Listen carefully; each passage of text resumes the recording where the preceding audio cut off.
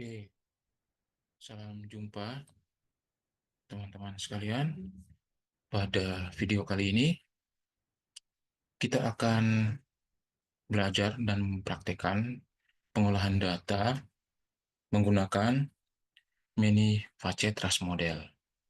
Nah, untuk mengetahui apa itu Many-Facet Trust Model, teman-teman bisa melihat video-video kami sebelumnya yang tentang Many-Facet Trust Model. Nah, di video-video itu sudah kami jelaskan mengenai apa itu Many-Facet Trust Model. Nah, Many-Facet Trust Model itu adalah salah satu teknik pengolahan data, teknik analisis data yang ada pada pemodelan RAS. Dia adalah salah satu tekniknya. Nah, Many-Facet Trust Model seperti itu ya. Nah, kali ini kita akan melakukan pengolahan data dan analisis data menggunakan Many-Facet Trust Model dengan data dari skripsi.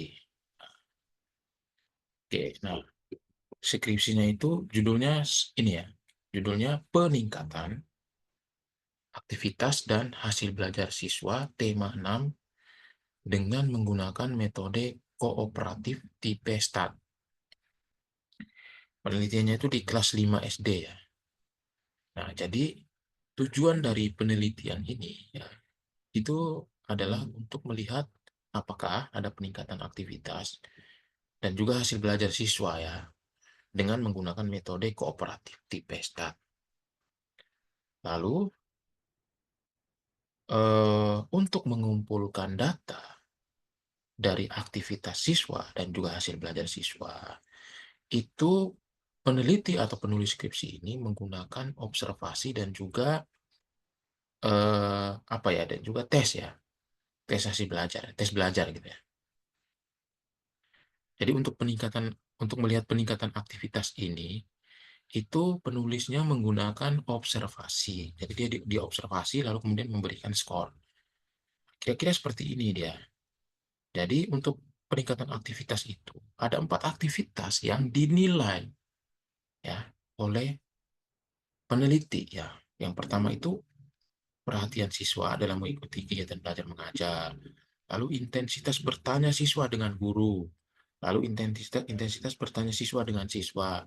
Lalu keefektifan merespon pertanyaan guru. Nah, ini jadi dia mengobservasi lalu memberikan skor seperti ini nih. Ini ada skornya. Nah, penelitian ini itu adalah penelitian tindakan kelas, PTK, penelitian tindakan kelas. Nah, jadi peneliti ini dia menggunakan 2 siklus. Dia menggunakan 2 siklus. Nah, khusus untuk aktivitas belajar ini, itu di setiap siklusnya itu dia melakukan 3 kali pertemuan.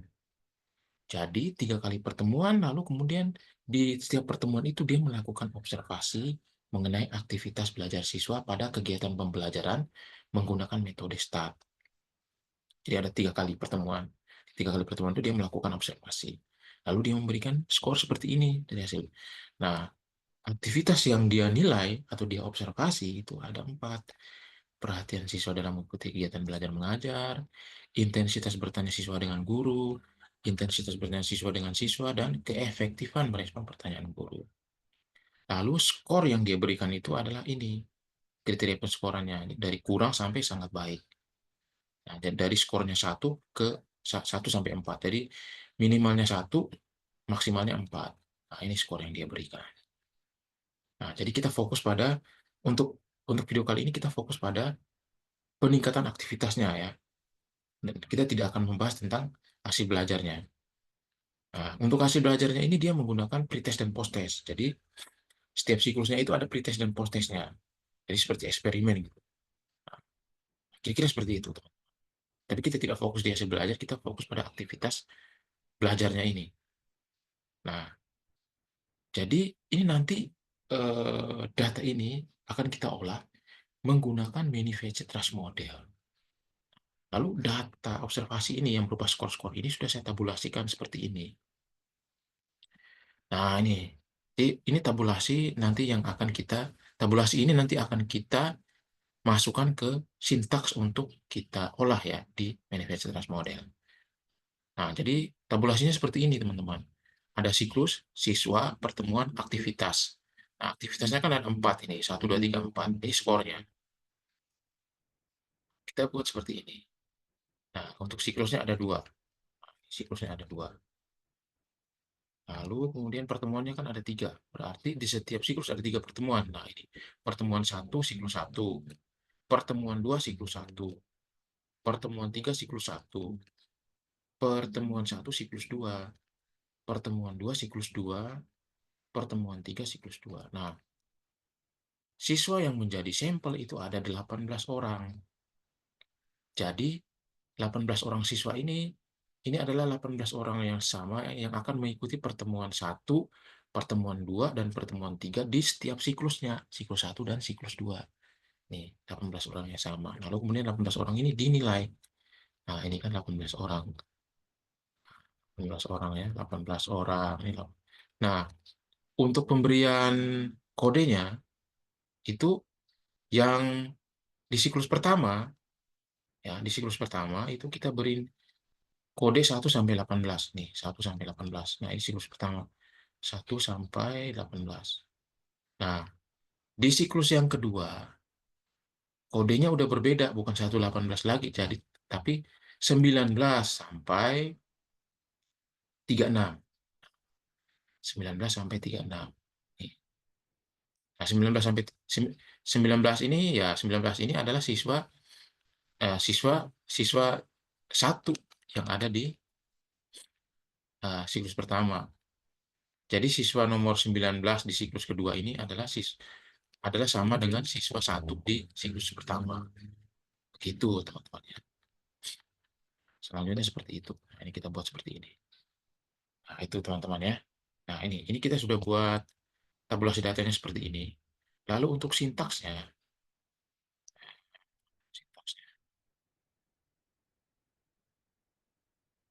Nah, untuk sintaksnya seperti ini, teman-teman. Untuk sintaksnya itu, titelnya aktivitas belajar. Lalu facetnya itu ada 4. Facetnya ada 4. Nah, namanya saja many facet test model. Many facet, berarti kan banyak facet gitu. Nah, untuk pengolahan data many facet ini, itu minimal 3 facet. Ini yang data yang kita punya itu punya 4 facet. Nah, facetnya apa saja? Yaitu ini, siklus. Nah, siklus ini, facet 1 siklus. Facet 2 siswa. Fase 3-nya itu pertemuan, 3 kali pertemuan untuk setiap siklus. Fase 4-nya aktivitas belajar, yaitu yang ini, indikatornya ya, indikator aktivitas belajarnya, perhatian siswa, intensitas, bertanya siswa dengan guru, intensitas bertanya siswa dengan siswa, dan keaktifan manajemen pertanyaan guru. Nah, itu teman-teman. Nah, itu facetnya ya. Lalu kemudian iteratornya, karena di sini di facet ini kan nggak ada raternya, jadi kita isi aja kosong gitu ya. Kalau ada raternya, kita isi, misalnya raternya itu ada di yang pertama, berarti kita isi di sini 1. Nah, lalu positif. Nah, positif ini maksudnya posisi dia di right map.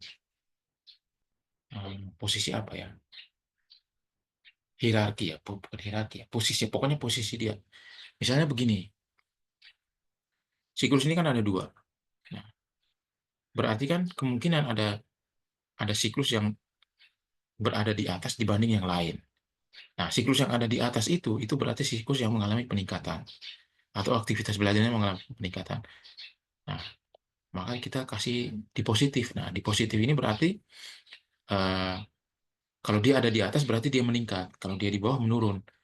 Nah, di positif ini facetnya itu adalah facet 1, 2, dan 3.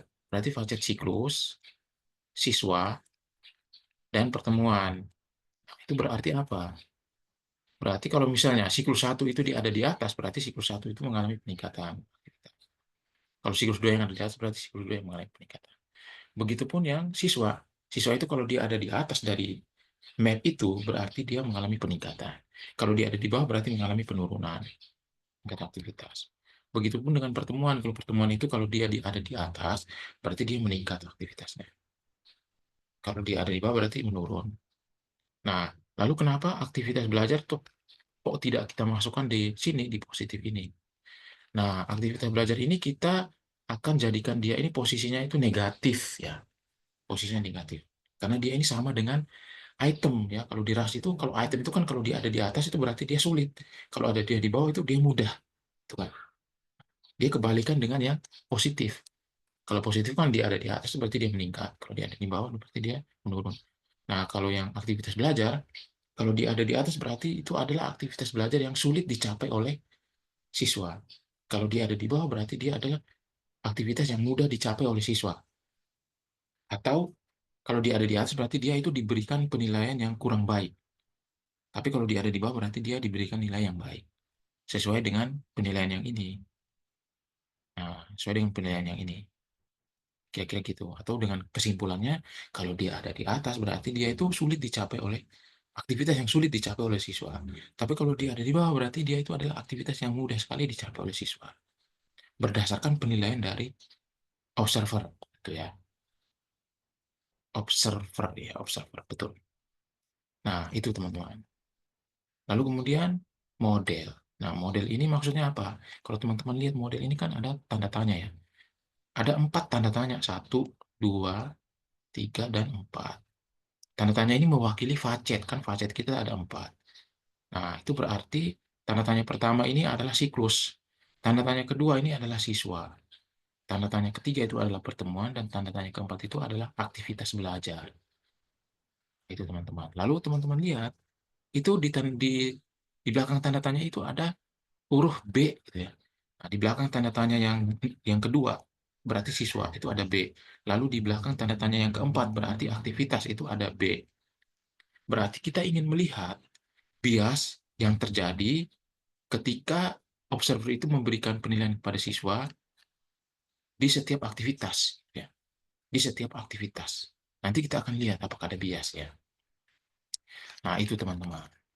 Lalu kemudian vertikal ini mau melihat eh, posisi dari setiap facet itu di right map. Apakah dia ada posisinya itu di sebelah kiri map atau di sebelah kanan map. Nah, kita lihat 2, berarti facet 2. Berarti siswa. Siswa ini dia akan berada di sebelah kiri dari map. Dia akan berada di sebelah kiri. Lalu kemudian disusul 4, 3, dan 1. Berarti 1 ini berarti siklus. Siklus ini akan berada di sebelah kanan dari right map. Nah, siklus ini akan berada di sebelah kanan dari right map. Nah, kira-kira begitu. Nah, lalu ada L. Nah, L ini maksudnya apa? L ini maksudnya nanti yang muncul di right map itu adalah ininya, namanya, yaitu siklus 1, siklus 2, siswa 1, lalu kemudian pertemuan 1. Jadi bukan kodenya ya, bukan kodenya. Misalnya bukan kode 1, bukan kode 2, tapi namanya siklus 1, siklus 2. Nanti yang akan muncul di right map itu siklus 1, siklus 2. Siswa juga begitu. Nah, siswa ini dia akan muncul kodenya saja, 1, 2, 3, dan seterusnya. Nah, ini kalau teman-teman lihat, ini kan kalau di siswa ini kan ada 1 sampai 36 ya. Nah, ini kan sesuai dengan tabulasi data yang di sini. Nah, sesuai dengan tabulasi data yang di sini. Dari 1 sampai 18 itu adalah siswa di siklus pertama. Nah, 1 sampai 18. Ini adalah siswa di siklus pertama. Nah, kita berikan kode dia 1 aja. 1 sampai 18. Nah, untuk siswa di siklus yang kedua, itu kodenya itu adalah, ya kan, adalah mulai dari 19 sampai 36. Nah, sampai 36. Nah, itu berarti dari 19 sampai 36 itu adalah siswa di siklus kedua. Maka kita kasih nama saja di sini, kita kasih kode 1S, 2S. Nah, artinya apa? Siswa yang kodenya ada S di belakangnya itu berarti siswa jadi siswa di siklus kedua. Tapi kalau siswa yang kodenya tidak ada S di belakangnya itu adalah siswa di siklus pertama. Nah, itu siswanya ada 18 orang ya. Ya, siswanya ada 18 orang. Nah, itu kira-kira begitu, teman-teman. Nah, lalu kita buat sintaksnya seperti ini, teman-teman ya. Sintaksnya seperti ini. Nah, sintaks ini adalah suatu yang sudah apa ya? Sudah seperti ini ya. Hanya tinggal diganti-ganti. Yang bagian atas ini akan seperti ini dia modelnya. Begitupun yang di bawah akan seperti ini modelnya. Tinggal kita ganti-ganti sesuai dengan data yang kita punya. Misalnya kalau kita punya facetnya cuma 3, tinggal kita ganti. Facet di sini 3. Nah, terus positifnya kita hanya mau facet yang mana, nah, kita tinggal ganti itu. Begitupun model ini juga bisa kita ganti. Misalnya kita mau biasnya di yang mana, di facet yang mana dan facet yang mana, tinggal kita ganti, masukkan B-nya. Terus ini juga bisa kita ganti. Nah, terus yang ini juga bisa kita ganti. Lalu datanya ini dari mana? Datanya ini dari sini, dari tabulasi data yang ini, tinggal kita copy gitu kan. Nah, kita copy. Jadi yang variabelnya kita nggak usah kasih masuk, kita copy saja dari sini. Nah, kita copy seperti ini. Lalu kita masukkan di bawah sini. Nah, hasilnya seperti ini, teman-teman. Nah, kalau sudah seperti ini, lalu kita simpan. Kita simpan. Kita simpan. Nah, selanjutnya teman-teman, kita menuju ke aplikasi atau softwarenya, yaitu Facet. Untuk menganalisisnya ya, kita membutuhkan aplikasi atau software yang namanya Facet. Nah, Facet ini adalah aplikasi yang berbayar. Kalau teman-teman mau yang gratis, itu namanya mini Facet, tapi dia terbatas. Ya. Dia hanya bisa memasukkan data yang terbatas. Kalau Facet ini datanya itu bisa sampai jutaan ya, kalau nggak salah. Nah, itu teman-teman. Nah, kita buka saja Facet ini. Kita klik, kita ke file, pilih specification file name, lalu kita masukkan file sintaks tadi. File sintaks yang tadi tuh, yang ini. File sintaks yang ini. Nah, ini yang ini. Yang ini kita masukkan. Nah, yang ini kita masukkan. Nah, ini kita masukkan. Nanti dia akan muncul. Nah, ini akan muncul apa namanya? Teks kan. Lalu kita save. Kita save, terus nanti pilih OK. Nah, setelah kita save, kita pilih OK. Nanti dia mengkalkulasi tuh, mengkalkulasi. Nanti memunculkan ini, memunculkan satu node baru yang namanya aktivitas belajar dot out yang ini. Nah, kita buka saja yang ini. Ini hasilnya ada di sini. Semua hasilnya ada di sini, teman-teman. Semua hasilnya ada di sini. Nah, tinggal kita baca gitu ya. Kita mulai saja dari yang pertama bright map. Nah, ini bright map-nya. Mana bright map-nya seperti ini, teman-teman. Sesuai dengan sintaks tadi kan. Sesuai dengan sintaks yang ini, teman-teman. Sesuai dengan sintaks yang ini. Itu kan kalau kita lihat, teman-teman, dari sintaks ini kan, di vertikal ini, itu kan dua ini sih facet 2 ini kan ada di sebelah kiri, benar kan? Facet 2 ini kan siswa. Nah, ini siswa ada di sebelah kiri kan, benar. Siklus ada di sebelah kanan, benar kan? Nah, seperti itu. Nah, lalu teman-teman lihat yang sebelum kita ke siswa, kita ke measure dulu. Nah, measure ini dimulai dari negatif 4 sampai 6. Nah, itu dia. Yang terendahnya itu negatif 4, tertingginya positif 6. Lalu teman-teman lihat di sini, di siswa ini itu dia ada gabungan antara siswa di siklus pertama dan siswa siklus kedua. Nah, kalau terjadi peningkatan aktivitas, maka eh, posisinya itu kode kode angka yang ada S-nya itu mestinya di atas daripada yang hanya kode angka saja. Misalnya begini. Nah, ini kan 10S ini kan ada di atas nih. Berarti ini siswa di siklus kedua. Nah, yang 10 tanpa kode S-nya yang mana? Yang ini. Berarti apa? Berarti siswa kode 10 ini dia mengalami peningkatan aktivitas gitu.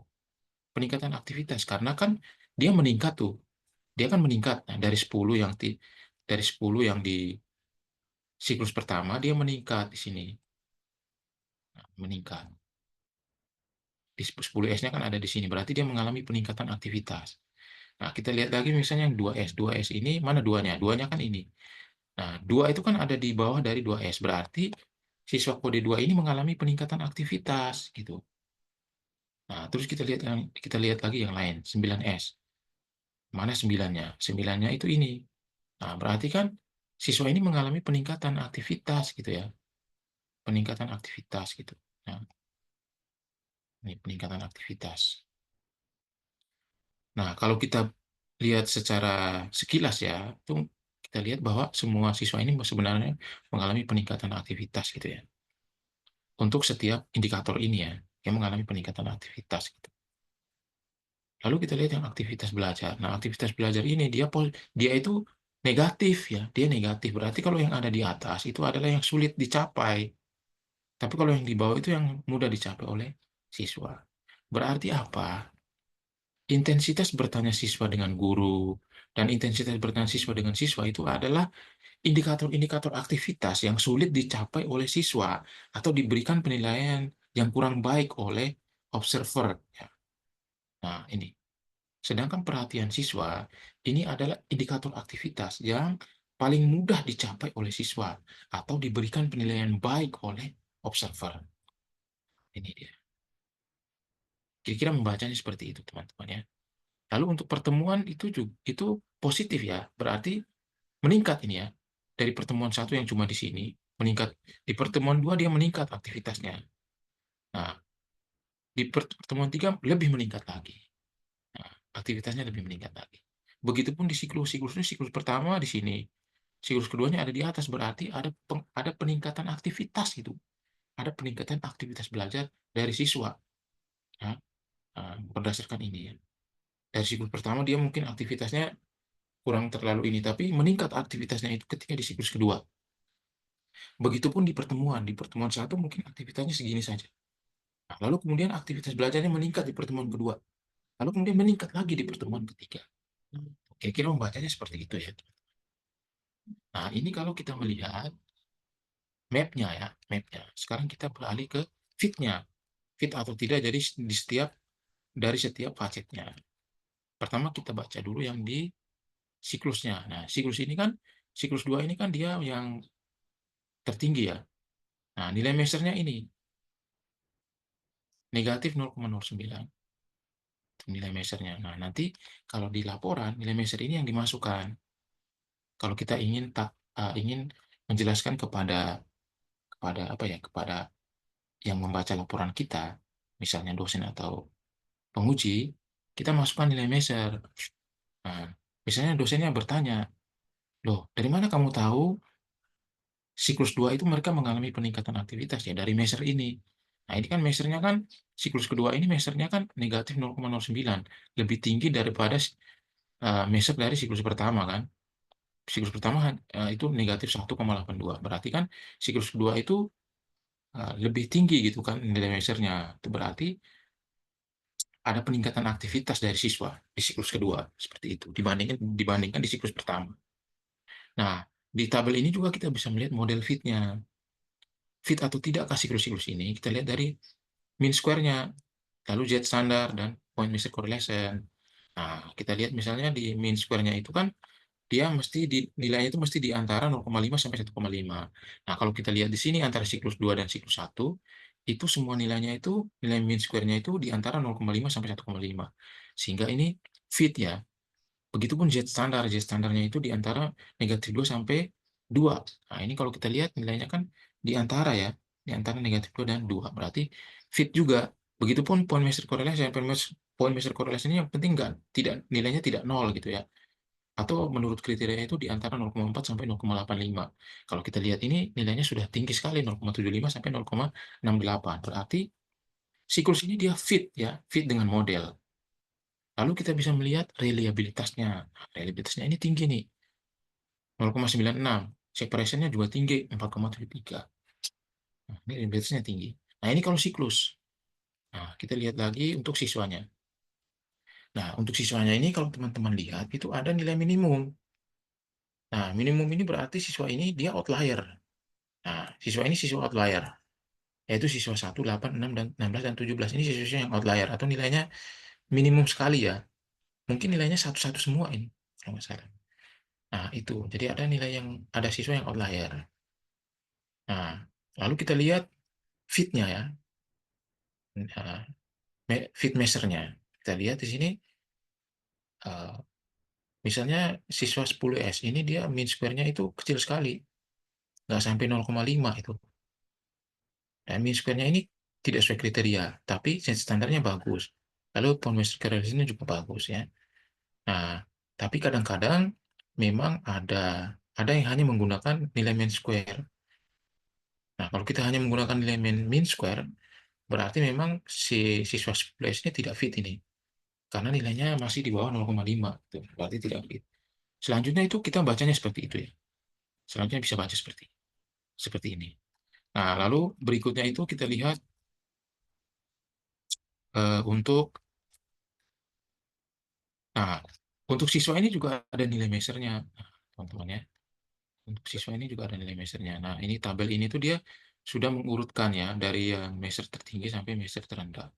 Nah, 10S ini memang dia tertinggi nih. Measure-nya 5,85. Jadi nanti di laporan itu teman-teman bisa kalau misalnya dosennya tanya, nah, dari mana kamu tahu bahwa 10S itu yang paling tinggi sesuai dengan nomor map ini? Berat map ini kan 10S ini kan paling tinggi ya.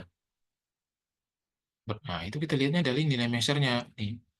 Nilai measure-nya 5,85 ini. Berarti kan dia tertinggi nih. Nah, jadi siswa nomor 10 ini aktivitas belajarnya meningkat di siklus 2. Nah, meningkatnya sebesar ini 5,85. Nah, tetapi di siklus pertama itu nilai measure-nya segini. Mana? Kita lihat ya. Di siklus pertama dia 10, 10, 10, 10. Nah, ini di siklus pertama itu dia nilai measure-nya 3,13, tinggi juga. Tapi kemudian meningkat lagi menjadi 5,85. Nah, lalu yang misalnya yang 2S. 2S ini kan berarti siswa nomor 2 di siklus kedua. Itu nilai measure-nya 4,89. Dia mengalami peningkatan. Ketika di siklus pertama dia hanya nilai measure-nya 1,82. Kemudian meningkat menjadi 4,89. Nah, dari data seperti ini, teman-teman bisa melihat mana siswa yang mengalami peningkatan yang signifikan dan mana yang siswa yang mengalami peningkatan tapi tidak terlalu signifikan ya, tidak terlalu signifikan dari selisih selisih nilai measure ini, selisih nilai measure antara di siklus pertama dan siklus kedua. Nah, misalnya begini, misalnya yang di siswa nomor 10 itu kan siswa nomor 10 itu di siklus pertama nilai measure-nya kan 3,13. Lalu meningkat menjadi 5,85 di siklus kedua. Berarti kita tinggal buat selisih 5,85 dikurang 3,13 itu berapa hasilnya. Nah, selisih yang tertinggi, selisih yang tertinggi itu berarti dia itu yang mengalami peningkatan secara signifikan karena selisihnya tinggi. Nah, kalau siswa yang mengalami peningkatan yang kurang signifikan atau tidak terlalu signifikan itu berarti selisihnya itu kecil. Mungkin selisihnya itu mungkin cuma 0, sekian sekian. Nah, kalau selisihnya cuma 0, sekian sekian itu berarti siswa itu dia mengalami peningkatan tetapi tidak signifikan. Nah, selisih ini bisa selisih yang positif dan selisih yang negatif. Nah, kalau dia selisihnya positif, itu berarti dia meningkat. Nah, kalau selisihnya positif. Tapi kalau selisihnya negatif, selisihnya itu nilainya negatif, berarti dia mengalami penurunan aktivitas itu sebenarnya. Nah, ini kalau kita lihat secara sekilas dari data ini sebenarnya semua siswa ini sebenarnya mengalami peningkatan ya. Walaupun memang ada yang peningkatannya itu signifikan sekali, tapi ada yang peningkatannya kurang signifikan. Nah, seperti itu teman-teman. Oke, nah itu seperti itu. Nah, lalu untuk yang pertemuan juga seperti itu. Nah, pertemuan ini kan pertemuan 3 ini kan kalau dari Bright Map itu kan tertinggi ya. Karena memang nilai measure-nya tinggi dibanding pertemuan book 1 dan 2. Nah, begitupun yang lain. Nah, ini kalau kita lihat fit-nya juga bagus nih. Mean square-nya di antara 0,5 sampai 1,5. Bagus. Lalu set standarnya juga bagus. Point measure correlation-nya juga bagus. Lalu untuk aktivitas. Nah, aktivitas ini itu aktivitas yang paling sulit ya, atau yang sulit untuk dicapai oleh siswa itu adalah intensitas bertanya siswa dengan guru. Nah, aktivitas ini dia tuh negatif. Jadi kalau dia nilai measure-nya tinggi, berarti dia yang paling sulit. Tapi kalau dia nilai measure-nya rendah, berarti dia yang paling mudah. Berarti kan intensitas bertanya siswa ini kan nilai measure-nya kan tertinggi, sama dengan begitu juga dengan intensitas bertanya siswa dengan siswa, ini kan nilai measure-nya sama. Berarti apa? Berarti intensitas bertanya siswa dengan guru dan intensitas bertanya siswa dengan siswa itu adalah yang paling sulit dicapai oleh siswa atau yang dinilai oleh observer itu paling sulit dicapai oleh siswa. Sedangkan perhatian siswa ini itu adalah yang paling mudah dicapai oleh siswa menurut penilaian observer. Nah, itu paling mudah. Nah, itu kira-kira. Lalu kita berlanjut lagi. Nah, kita juga bisa melihat apakah rating yang digunakan itu berfungsi atau tidak. Ini kan rating nih ya. Kriteria penskoran ini kan menggunakan rating kan, rating scale kan. Jadi kita bisa mengevaluasi rating scale yang digunakan itu apakah berfungsi dengan baik atau tidak. Nah, kita melihat dari average measure-nya. Pertama kita melihat dari average measure-nya. Nah, average measure ini, itu dia harus meningkat secara monotonik dari atas ke bawah. Kita lihat nih, yang kategori 2 atau skor 2, itu dia nilainya negatif 3,379. Kemudian meningkat menjadi negatif 0,4047 di kategori 3. Lalu kemudian meningkat lagi menjadi 3,67 di kategori 4. Berarti kita melihat ada peningkatan secara monotonik di sini, dari atas ke bawah. Nah, satu kriteria sudah terpenuhi. Sekarang kita lihat lagi di threshold-nya, RAS threshold-nya. Nah, RAS threshold ini, jarak antar kategori ini, jarak nilainya itu mesti di antara 1,4 sampai 5. Kita lihat di sini. Dari low ke negatif 2,57, itu kan jaraknya 2,57 ya. Berarti sudah masuk kriteria. Kriteria yang 1,4 sampai 5 tadi. Lalu dari negatif 2,57 ke 2,56 itu juga kan di atas dari 1,4 kan jaraknya. Berarti sudah terpenuhi. Nah, itu berarti apa? Dari dua kriteria ini bisa dikatakan rating scale yang digunakan itu berfungsi dengan baik. Nah, kita juga bisa melihat dari kurvenya. Kalau dia memiliki puncak, berarti rating itu berfungsi dengan baik. Nah, ini kalau kita melihat semua rating itu memiliki puncak ya. Yang tidak ada itu kan satu. Satu itu tidak. Kenapa tidak ada? Karena memang sepertinya tidak ada observer ini tidak memberikan nilai satu terhadap siswa di setiap aktivitasnya. Tidak ada nilai satu. Yang ada cuma nilai 2, 3, dan 4. Nah, sehingga kita lihat di sini puncaknya semuanya ada ini. Berarti memang secara keseluruhan bisa kita simpulkan bahwa ini rating scale-nya berfungsi dengan baik, teman-teman.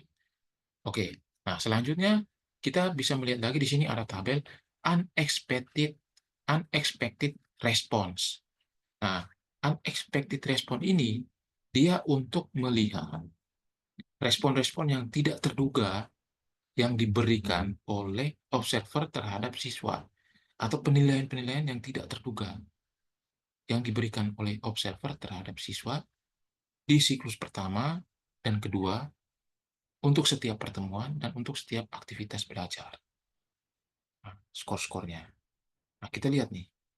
Misalnya siswa nomor 11. Siswa nomor 11 ini di siklus pertama, ya, di siklus 1, siswa nomor 11 ini kan berarti di siklus pertama ya. Siswa nomor 11 siklus pertama, pertemuan 1 di aktivitas belajar ketiga yaitu intensitas bertanya siswa dengan siswa, itu dia diberi skor oleh observer itu 3. Nah, tetapi expectednya itu adalah harusnya 2,1. Jadi seharusnya dia itu diberikan nilai 2,1. Tetapi observernya memberikan dia nilai 3. Siswa 11 ini nilai 3 di siklus pertama, pertemuan 1 di aktivitas belajar 3, yaitu intensitas bertanya siswa dengan siswa. Artinya apa? Artinya observer itu memberikan nilai lebih tinggi dibandingkan yang seharusnya. Nah, lebih tinggi dibandingkan yang seharusnya. Dibandingkan, bayangkan manifest model bisa menganalisis sampai seperti ini. Sampai bisa menganalisis uh, apa namanya respon-respon yang di atau skor-skor yang diberikan oleh observer itu yang mungkin unexpected response gitu ya. Nah, misalnya ini. Misalnya observer itu memberikan nilai 3 kepada siswa 11 di siklus pertama pertemuan 1 untuk intensitas bertanya siswa dengan siswa itu memberikan skornya 3. Padahal seharusnya nilainya 2,1. Artinya, observer itu memberikan nilai yang lebih tinggi dibandingkan yang seharusnya. Itu. Saya kira begitu, teman-teman. Dan selanjutnya dibacanya seperti itu, teman-teman ya. Saya hanya contohkan satu aja ya. Yang lainnya itu teman-teman bisa baca seperti itu. Nah, teman-teman lihat unexpected responnya itu sampai 22 kali.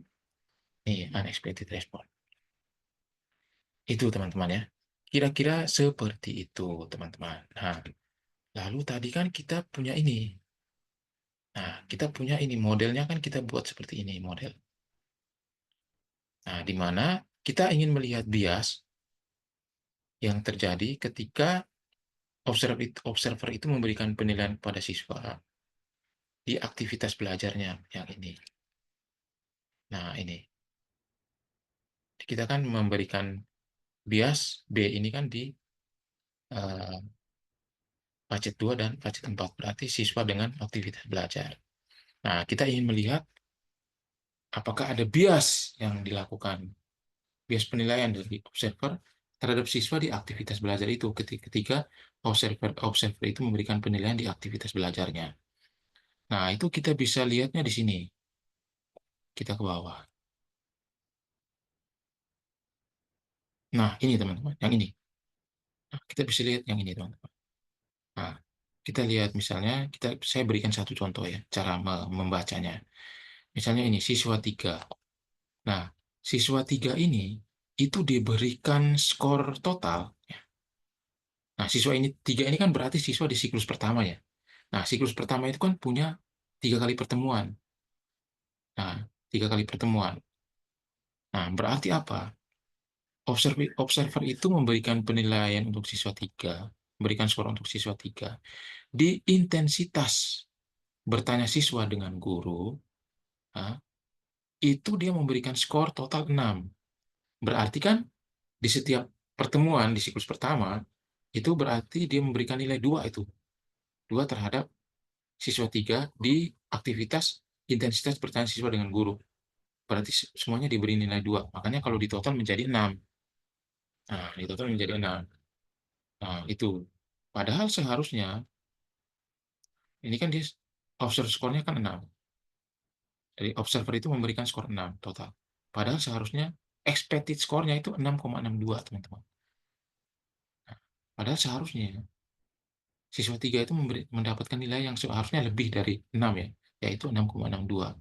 Artinya apa? Artinya si observer ini memberikan nilai yang terlalu kecil terhadap uh, siswa 3 di intensitas bertanya siswa dengan guru secara keseluruhan di siklus pertama. Nah, ini beda ya. Tabel ini tuh berbeda dengan yang ini sebenarnya. Kalau yang ini itu dia melihat untuk setiap pertemuan saja.